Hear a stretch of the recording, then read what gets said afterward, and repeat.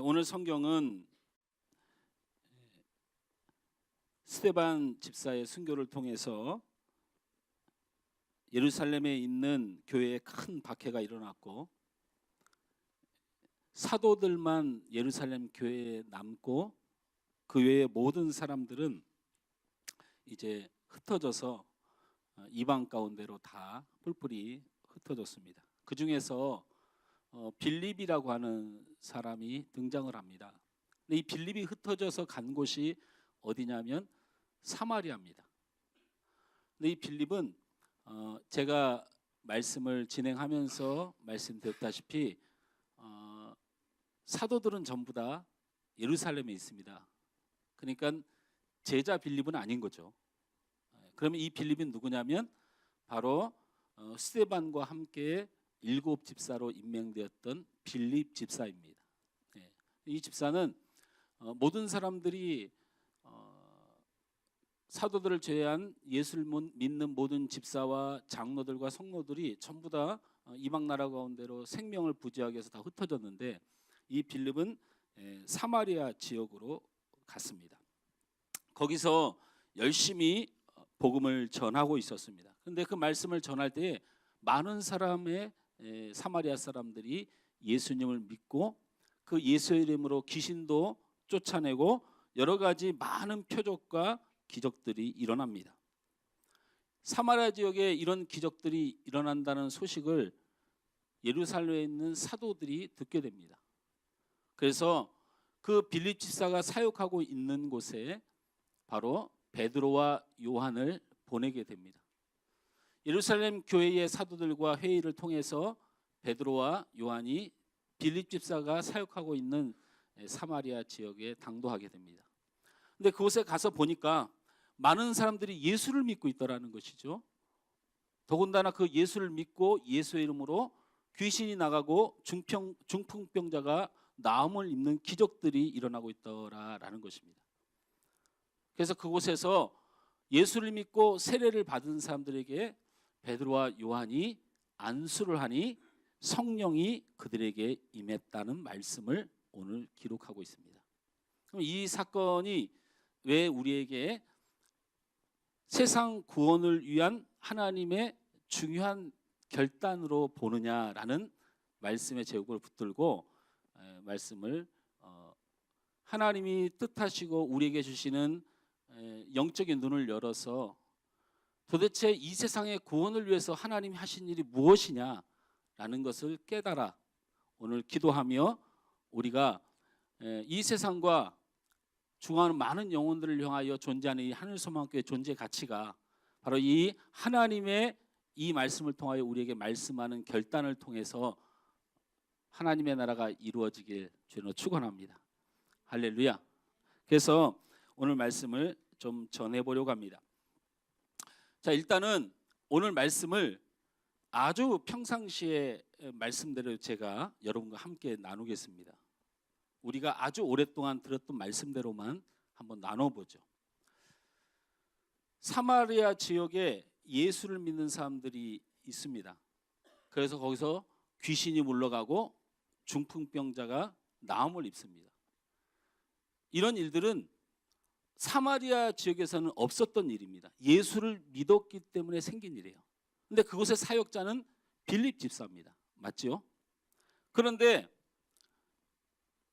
베드로와 요한이 빌립 집사의 사역을 하는 그곳에 가서 사람들에게 안수를 합니다. 그런데 빌립 집사는 안수를 해서 치료를 하고 세례를 줬고 그 사람들이 예수를 믿었는지 모르지만 오늘 성경에 뭐라고 기록되어 있어요? 한 사람도 뭐를 못 받았어요? 16절 말씀에 보면 이는 아직 한 사람에게도 성령이 내리신 일이 없고 우리 오직 주 예수의 이름으로 세례만 받았을 뿐이더라. 이렇게 기록되어 있죠. 그러니까 빌립 집사는 예수를 믿게 하고 세례는 줬는데 집사이기 때문에 거기까지가 다예요. 그렇죠? 그런데 베드로와 요한이 사마리아 쪽에 도착해서 보니까 예수를 믿고 세례를 받았는데 성령을 받은 사람이 하나도 없더라. 그러니까 베드로와 요한이 오기 전까지는 하나님께서 그곳에 성령을 주지 않았다는 얘기죠. 그래서 베드로와 요한이 안수를 시작합니다. 그때에 비로소 성령이 내려지게 됩니다. 오늘 성경 맞죠? 이의를 제기할 분들이 있나요? 그래서 제가 여러분에게 말씀을 드릴게요. 베드로와 요한의 안수 기도가 성령이 임하는 계기가 된 거예요. 계기가 된 겁니다. 그래서 주의 종들의 사역이 굉장히 중요해요. 굉장히 중요합니다. 제가 말씀드렸잖아요. 빌립 집사가 아무리 애써도 안 되는 일이 있어요. 하나님이 허락하지 않는 일이 있다는 얘기예요. 여러분이 그게 불만이 되더라도 여러분 그냥 말씀을 말씀대로 받아들여. 이 말씀 어떻게 뒤집어 볶을 거예요. 베드로와 요한이 와서 안수함에 성령을 받은 거예요. 아니라고 저한테 얘기를 지금 하셔야 돼요. 맞지요? 빌립 집사가 복음을 전하고 병든 자를 고치고 귀신을 내쫓고, 그렇죠. 그래서 하나님께서 숨겨놓은 세상을 구원하는 방법으로 바로 사용하시는 것이 주의 종들이에요. 하나님께 세움받은 일꾼들이에요. 그래서 빌립 집사만 있어서 되는 것이 아니고 베드로와 요한의 사도들이 성령을 내려줄 수 있는 하나님의 신령한 역사를 통하여 한국 교회와 이 땅의 복음화가 이루어지는 능력의 종들이 나타나야 돼요. 자, 이게 말씀입니까?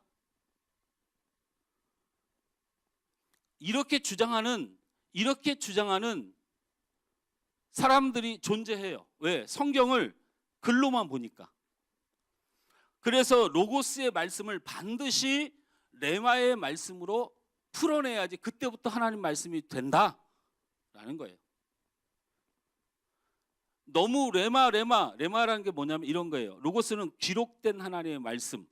그 기록된 걸 살펴보고 찾아보고 연구해 보니까 하나님께서 이것은 이렇게 말씀하시구나 하는 마음에 감동을 준 하나님의 말씀을 레마라고 그래요. 근데 우리나라에는 레마 선교회는 이단입니다. 기록된 말씀도 필요 없어요. 제가 기도하니까 하나님께서 음성을 주셔서 그 음성이 하나님 말씀이라고 써서 사람들한테 신앙생활 하도록 가르쳐요. 그건 레마가 아니에요. 그거는.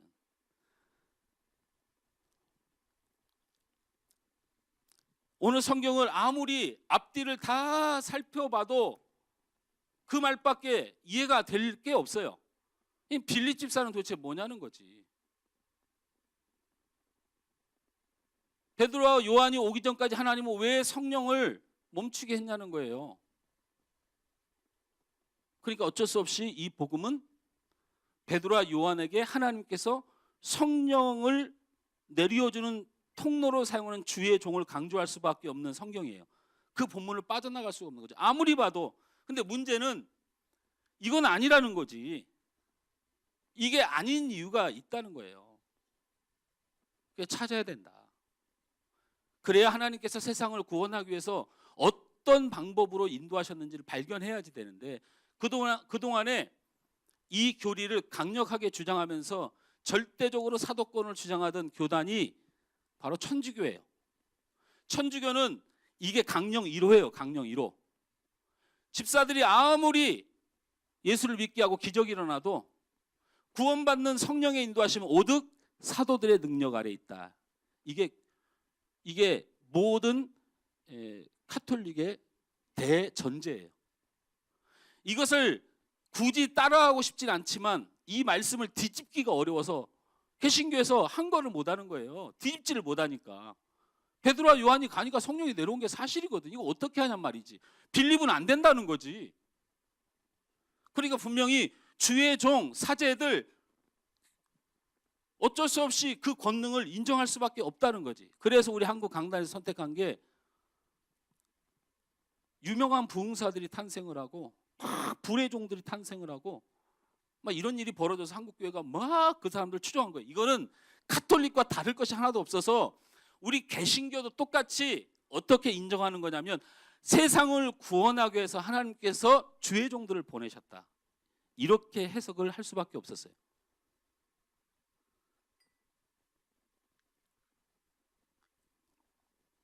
자, 그래서 빌립 집사는 굉장히 훌륭한 사람입니다. 왜 훌륭한 사람인 줄 아세요? 예수님이 돌아가시기 전에 유언을 하실 때 뭐라고 했어요? 너희는 온 유대와 사마리아와 땅 끝까지 이르러 내 증인이 되리라 하셨어요. 온 유대, 예루살렘, 사마리아 땅 끝까지 세계를 향해서 가는데 사마리아 지역이라는 그 지역의 복음의 대상자라고 예수님이 딱 정확히 지명을 했어요. 로마도 아니고 예배소도 아니고 사마리아는 꼭 가야 된다고 예수님이 유언하셨어요. 그 말을 유일하게 들어서 생명 바쳐 간 사람이 빌립 집사예요. 그렇죠? 자, 이 훌륭한 7집사 중에서 빌립 집사가 사마리아에 가서 복음을 전하고 기적이 일어나고 세례를 주었는데 예루살렘의 사도들은 왜 베드로와 요한을 왜 그곳에 또 보냈을까? 이걸 파헤쳐야 돼요. 왜 또 보냈을까? 자, 두 번째로 예수를 믿으면 세례를 받습니다. 그렇죠? 성경의 진리대로 보면 성령을 받아야 예수를 믿게 되는 거예요. 그러니까 다시 말하면 예수를 믿는 것과 성령은 떨어질 수가 없어요. 내가 예수를 믿었다고 말하려면 내 안에 누가 있어요? 성령이 있어요. 이게 성경에서 우리에게 가르친 진리예요. 그런데 왜 베드로와 요한이 안수하여 성령을 따로 받았는가에 대한 이야기를 꼭 풀어내야 돼요. 아니면 굉장히 위험하죠. 아니요, 그럴 수도 있어요. 베드로와 요한이 성령을 내려주시는 주의 종일 수 있다니까 그걸 부인하는 게 아니고 그러면 성경의 진리는 어떻게 할 거냐라는 거죠. 성경의 진리는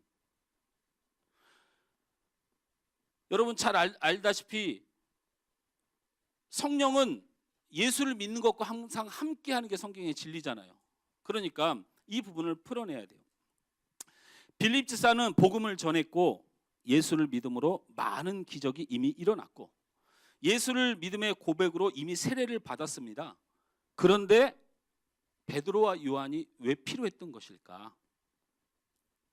하나님은 빌립 집사보다 사도들인 베드로와 요한의 서열이 더 위이기 때문에 이 하나님의 질서 때문에 주의 종도를 세워주기 위하여 빌립 집사가 예수를 믿고 세례를 받았어도 성령을 줄 권능을 주지 않고 베드로와 요한에게 준 것일까? 빌립 집사가 모자란 것일까?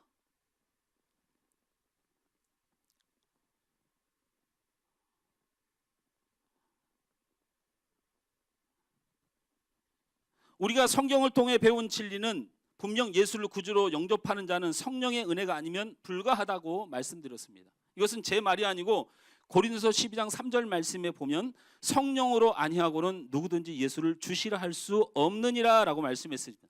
우리가 예수를 믿는 것은 성령의 사역입니다.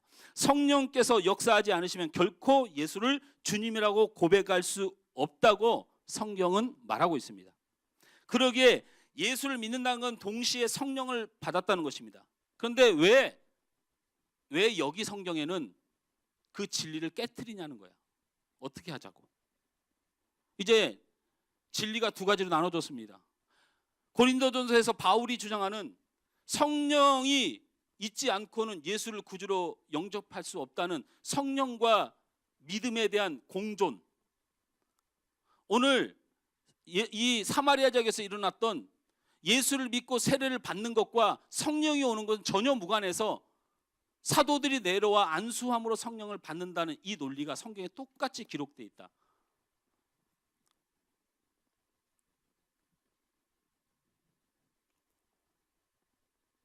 하나님은 빌립 집사보다 사도된 베드로와 요한이 더 영적으로 신령한 능력을 가지고 있다 알게 하기 위해서 이런 일을 하셨을까? 그렇게 베드로와 요한을 등장시켰을까? 그렇습니다. 베드로와 요한은 하나님 입장에서 매우 중요한 사람들입니다.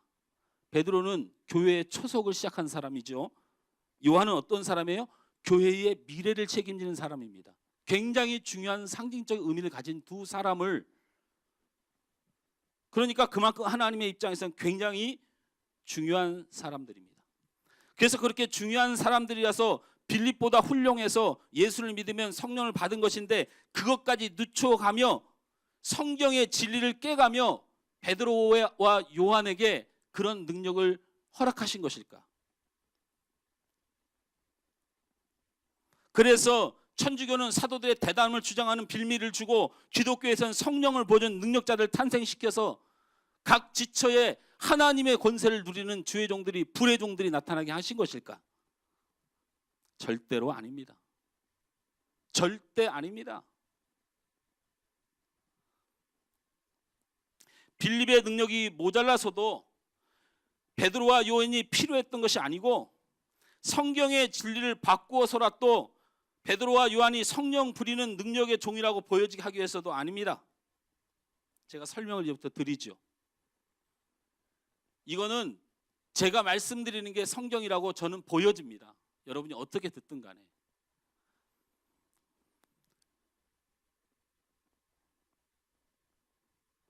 예루살렘 교회가 빌립이 있는 사마리아 지역에 베드로와 요한을 보낸 이유는 딱 한 가지입니다. 무엇일까요? 제가 설명을 드립니다. 유대인들은 사마리아 사람들을 되게 싫어합니다. 유대인들은 사마리아 사람들 되게 싫어해요. 그냥 묻지마 싫어하죠. 제가 우리 딸하고 요번 주간에 서로 제2 외국어 선택 때문에 갈등이 있었습니다. 고등학교 2학년이 되면 제2 외국어를 선택해요.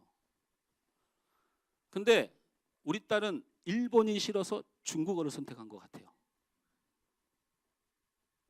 그래서 제가 우리 딸하고 차를 타고 가면서 네 잘못된 선택이다. 그건 네가 일본을 싫어한다고 왜 중국어를 선택하냐. 중국은 공산주의 국가에다가 인구가 많아서 뭘 팔아먹긴 좋은데 그 나라가 세계를 장악하기에는 그릇이 안 된다. 중국에 간 사업가들이 제가 아는 우리 문창권 집사님이라고 제가 다니던 크로스 회사가 중국으로 갔다가 거기서 빠져나오는데 회사는 그대로 두고 빠져나왔어요. 그런 나라하고 무슨 미래가 있냐. 그래서 제가 중국을 선택한 것에서 굉장히 기분이 나빠가지고 차라리 일본어를 선택하지. 왜냐하면 뭐 제2외국어 선택이 일본어하고 중국어 둘 중에 하나밖에 없었던 모양이야. 뭐 스페인어라든지 뭐 불어라든지 옛날 우리 때는 독어도 있었고 막 이랬잖아요. 이럴 때면 그런 걸 선택했을 텐데 선택이면 일본하고 중국인데 우리 딸은 전에부터 나한테 그랬어요. 아빠, 나는 일본은 이상하게 주는 거 없이 싫어. 내가 하나님 앞에 기도하고 내가 아무리 했어도 일본을 그냥 주는 거 없이 싫어. 그래. 근데 저는요 반대예요. 저는 이상하게 중국이 주는 거 없이 싫어요.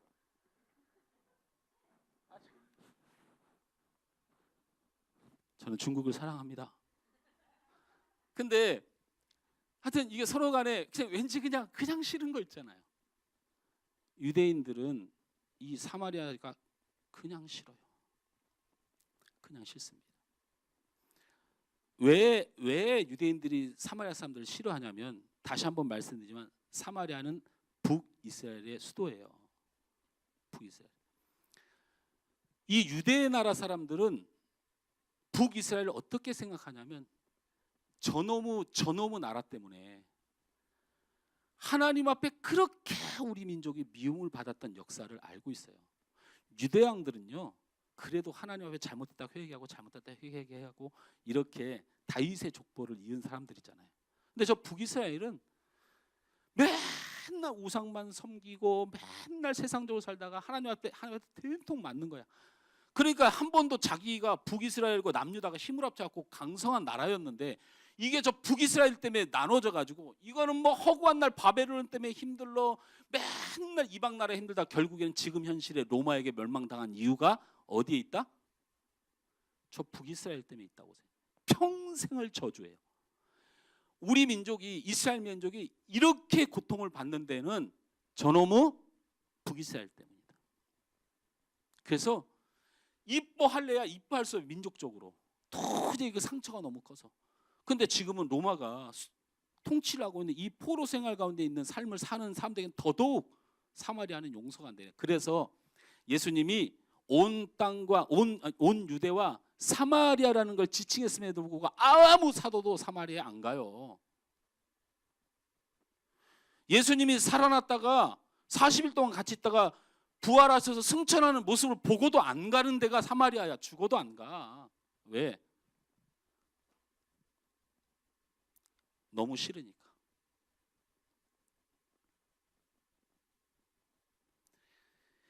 이러한 태도는 이방을 향해서도 적지 않게 나타나죠. 여러분 사도행전 11장에 보면 박해로 흩어진 사람들이 베니게와 구브로와 안디옥까지 이르게 됩니다. 사람들이 사도행전 11장에 막 흩어져서, 그래서 유대 땅이 아닌 이방인들이 사는 지역이었지만 거기서 이 사람들이 뭐를 하냐면 사도행전 11장 19절에 보니까, 제가 읽어드릴게요. 여러분 졸릴까 봐 제가 읽어드려요. 그냥 들으시면 돼요. 그때에 스데반의 일로 일어난 환란으로 말미암아 흩어진 자들이 베니게와 구브로와 안디옥까지 이르러 유대인에게만 말씀을 전하는데, 이런 인간들이에요. 유대인들이 뭐 예수의 사람? 성경이 오직 그들의 행동이 옳지 않으면 이방 가운데 흩어져 가지고 거기서 이방 가운데 살고 있는 유대인에게만 하나님 말씀을 전해요. 그런데 사마리아 사람들에게 말씀을 전해요? 그건 있을 수가 없는 거예요. 여러분이 그러고 싶어도 그러지 말. 그건 있을 수가 없는 일이에요. 그 사람들에게는.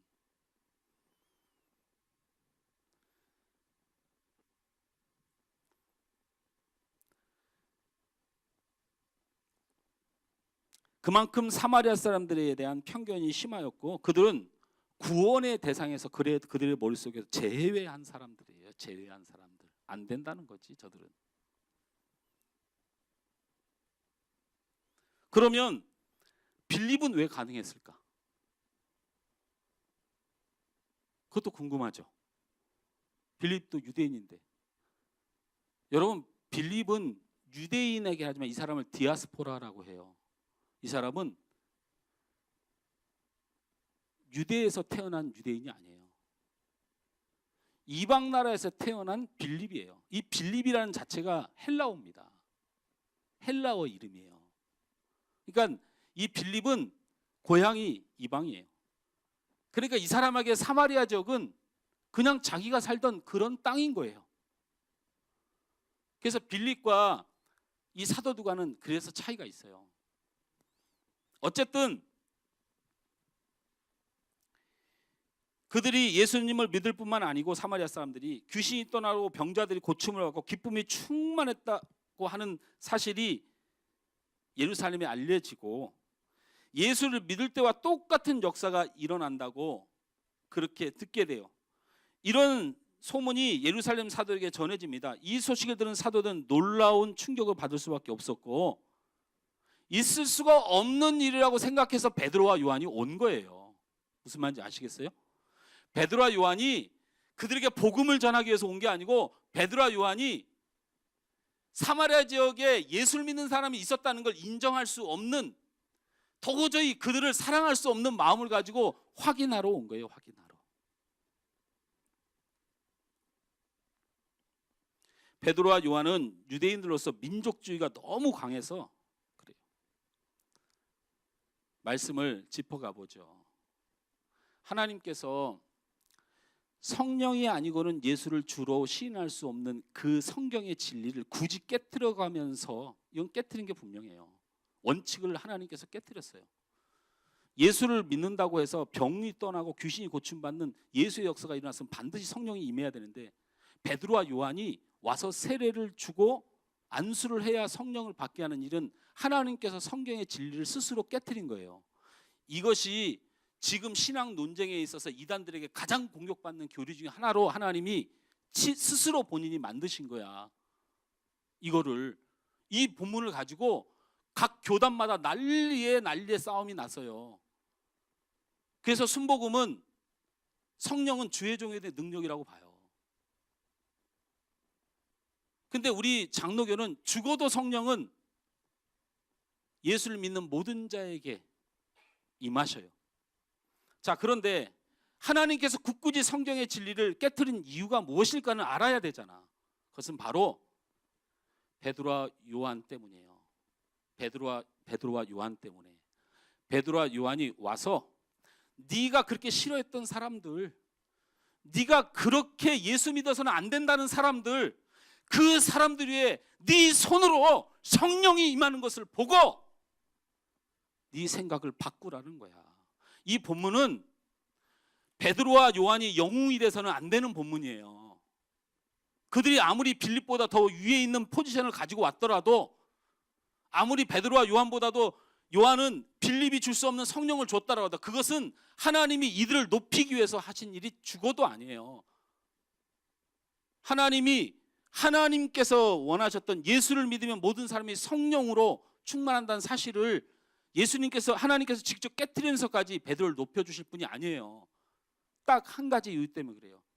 사마리아를 미워하는 바로 이 사도들 때문에, 사마리아는 안 된다고 하는 이 사도들의 교만함 때문에, 사마리아 지역의 복음을 가로막는 이 악한 사도들 때문에 하나님께서 하나님의 원칙을 깨고 사마리아 사람들이 예수 믿고 주께로 돌아오는 그 일에 베드로와 요한에게 그 일을 행하신 거예요. 그러니까 이 본문은 베드로와 요한이 높임을 받을 본문이 아니고 땅을 치고 울고 통곡할 본문이에요. 하나님이 하나님의 모든 것을 내려놓고 세계 만방의 영혼을 구원하기 위하여 한 주의 종을 회개시키기 위하여 하나님이 하나님의 것을 내려놓은 것이, 우리를 구원하기 위하여 그 예수님이 십자가를 진 같이 여전히 하나님은 우리를 위하여 그 오역을 참으신 거예요. 베드로와 요한은 깨달아야 돼요. 얼마나 사마리아 사람들 미워하고 얼마나 자신이 복음 증거에 걸림돌이 되었는지, 하나님의 교회와 하나님의 부흥의 걸림돌이 되었는지를 회개하고 변화돼야 됩니다. 변화돼야 됩니다. 어떻게 이 본문을 가지고 천주교에서 주의 종들의 권위를 내세우고, 어떻게 이 본문을 가지고 목사의 신령한 능력을 자랑하고, 어떻게 가슴을 치면서 하나님의 복음을 맡고 하나님의 영광을 맡고 예수 그리스도의 보혈의 공로로 덧입어 구원받을 많은 백성들의 그 구원을 가로막는 이 사도들을 높이는 일이 이 본문에 사용될 수가 있냐는 거예요. 있을 수가 없다. 그래요, 과거가 그랬든 미래가 됐든 그렇게 했다는 거 좋습니다. 단 한 가지만 우리가 오늘 이 시간 깨달으면 돼요. 저부터 회개합시다. 나 때문에 막혀진 복음의 문, 나 때문에 막혀졌던 교회의 은혜, 나 때문에 막혀졌던 내 자녀들의 구원, 나 때문에 막혀졌던 우리 부모들의 구원, 회개합시다. 우리가 변화돼야 되고 우리가 바뀌어야 됩니다. 제가 어떻게 변할까요? 베드로와 요한은 이때 충격을 먹었을 거예요. 그래서 어떻게 변화됐습니까? 베드로가 이렇게 세계 만방 가운데로 복음이 막 전파되니까 예루살렘에 끝까지 버텨요. 이 지독한 인간들이에요. 이 사도들이요, 죽어도 인정 안 해요. 사도행전 15장에 무슨 일이 벌어졌냐면 바울이 복음을 전했어요. 근데 이 바울이 안 그래도 꼴보기 싫은데 이 바울이 복음을 가는 데마다 교회가 세워지네. 근데 안디옥 교회가 세웠다는 소리 듣고 바나바를 보내요. 그러니까 바나바가 가서 보니까 진짜로 이방인들이 예수를 믿어요. 근데 끝까지 부인해요. 그러다가 이 아주 교만한 사도들하고 바울하고 바나바가 싸움이 붙어요. 그럼 니네가 와서 보든지. 바나바는 끝까지 내가 봤다고 주장해요. 그런데 이 바울과 바나바를 치려고 예루살렘으로 사도들이 불러요. 이거를 교회 세계사에 뭐라고 하면 예루살렘 종교회의라고 불러요. 이게 1차 예루살렘 회의예요. 예루살렘 사도들이 쫙 앉아서 바울과 바나바, 이방인 가운데 복음을 선포한 사람들을 정죄하려고, 사도직을 박탈하려고 딱 불러요. 그때 15장을 제가 좀 읽어드릴게요. 그냥 듣기만 하세요. 찾으면, 고개만 숙이면 졸려요. 제가 은혜가 없을 때 목사님이 말씀 보겠습니다 할 때가 제일 좋았어요. 말씀 보겠습니다 고개 숙일 수 있잖아요. 그럼 잠깐 조는 거야. 그게 그렇게 꿀맛이야. 한 10초가. 자, 보십시오. 제가 읽어드릴게요. 듣기만 해보세요. 어떤 사람들이 유대로부터 내려와서 형제들을 가르치되 너희가 모세의 법대로 할례를 받지 아니하면 능히 구원을 받지 못하리라 하니 바울 및 바나바와 그들 사이에 적지 아니한 다툼과 변론이 일어난지라. 형제들이 이 문제에 대하여 바울과 바나바와 그 중에 몇 사람을 예루살렘에 있는 사도와 장로들에 보내기로 작정하니라. 무슨 말이냐면 오직 예수를 믿으면 구원을 받을 수 있다고 전하고 있는데 이방인들이 꼴보기 싫으니까 구약에 있었던 할례를 덧입혀 갖고 그동안에 그냥 고통을 주고 싶은 거야. 그러니까는 예수를 믿어서는 안 되고 할례를 받아야 된다고 하니까 바울과 바나가 불끈한 거야.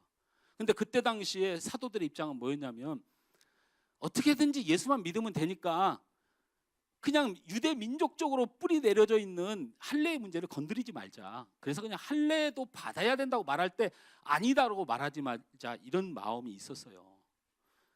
그런데 유대인들은 그냥 자연스럽게 할례를 받아요. 그냥 우리가 유아세례를 자연스럽게 받듯이. 근데 문제는 이제 이방인들이 예수를 믿을 때가 문제야. 그러니까 이 문제를 놓고 바울과 바나바와 예루살렘에서 파괴된 사도들과의 싸움이 난 거예요. 근데 그 싸움에서 바울과 바나바가 현지에선 져요. 그래가지고 오늘 말씀이 이들을 예루살렘 회의에, 종교회의에 붙인 거예요. 그들이 교회의 존송을 받고 베니게와 사마리아로 다니며 이방인들이 주께로 돌아온 일을 말하여 형제들이 다 크게 기뻐하더라.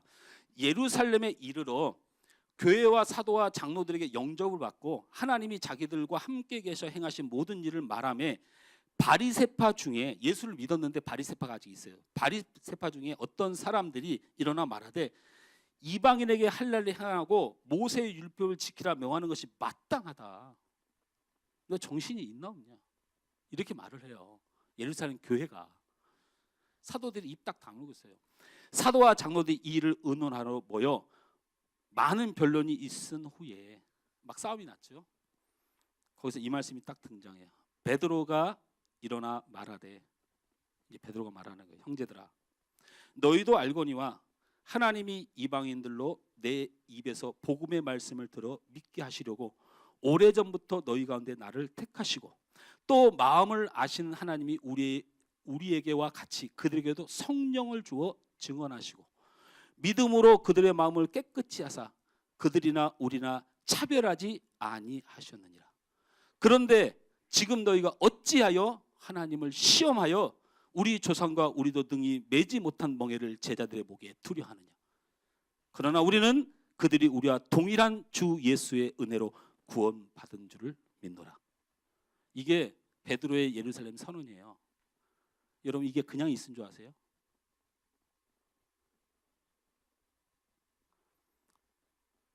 바꾼 거예요. 베드로를 하나님께서 하나님 되심을 포기하고 그를 변화시키기 위해서 하신 일이에요. 오늘 본문이.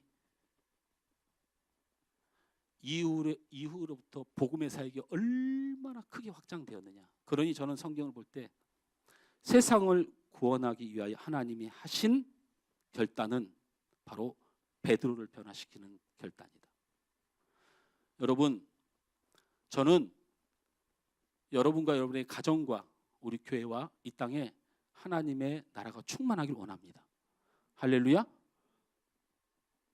바울의 마음처럼 이 세상이 다 구원을 받는다면 나는 지옥에 가도 상관없는 그런 마음으로 복음을 전하길 원합니다. 그런데 중요한 건 하나님이 여러분에게 원하시는 것이 있습니다. 그것은 바로 변화입니다. 변화입니다. 예수께로 돌아오게 하기 위하여, 구원받은 자를 이 땅에 부르시기 위하여 하나님이 여러분을 변화시키십니다. 그리고 여러분에게 변화하길 원하십니다. 하나님이 하나님 되심을 포기하셨죠. 그렇게 악하게 살아도, 그렇게 불순종해도, 그렇게 대충 살아도 우리 살려두시는 유일한 이유는 하나님이 하나님의 권세를 내려놓고 십자가의 처참한 모습으로 지금 이름도 빛도 없이 우리 앞에 그냥 무용지물처럼 보여진 하나님, 우리는 전혀 하나님 신경 안 써도 살아가는데 전혀 지장이 없는 우리의 영혼을 가져도 하나님이 하나님답게 우리를 심판하지 않는 유일한 이유는, 그렇게 참으시는 이유는 오직 이 땅의 구원을 위하여 우리가 깨닫고 돌아오기를 기다리시는 거예요. 할렐루야. 다른 거 말씀하지 않겠습니다. 주께로 오기 위하여 여러분이 절대로 가림막이 되어서는 안 됩니다. 변하십시오. 바꾸십시오. 그것이 각 사람마다 무엇을 끊어야 할지, 무엇이 바뀌어야 될지, 무엇을 내려야 될지 잘 모르겠지만 오늘 이 시간 기도하는 마음으로 여러분 그 모습을 그대로 가지고 오셔서 하나님께 기도하면서, 하나님, 제가 하나님을 위하여 무엇이 바뀌어야 될까요? 제가 우리 부모와 형제와 내 친구와 이웃, 이 VIP들에게 복음을 전하기 위해서 내가 무엇을 내려놔야 될까요? 내가 어떤 것이 변화해야 될까요? 나 때문에 복음의 문이 막히고 있지 않습니까? 나 때문에 하나님의 교회의 부흥이 막히고 있지 않습니까? 여러분 뭔지 몰라요. 그러나 여러분 각자 세상을 구원하기 위하여 하나님께서 결단하신 여러분의 변화를 요구하신 하나님 앞에 여러분 나오셔서 여러분 내려놓고 변화되시길 주님으로 축원합니다.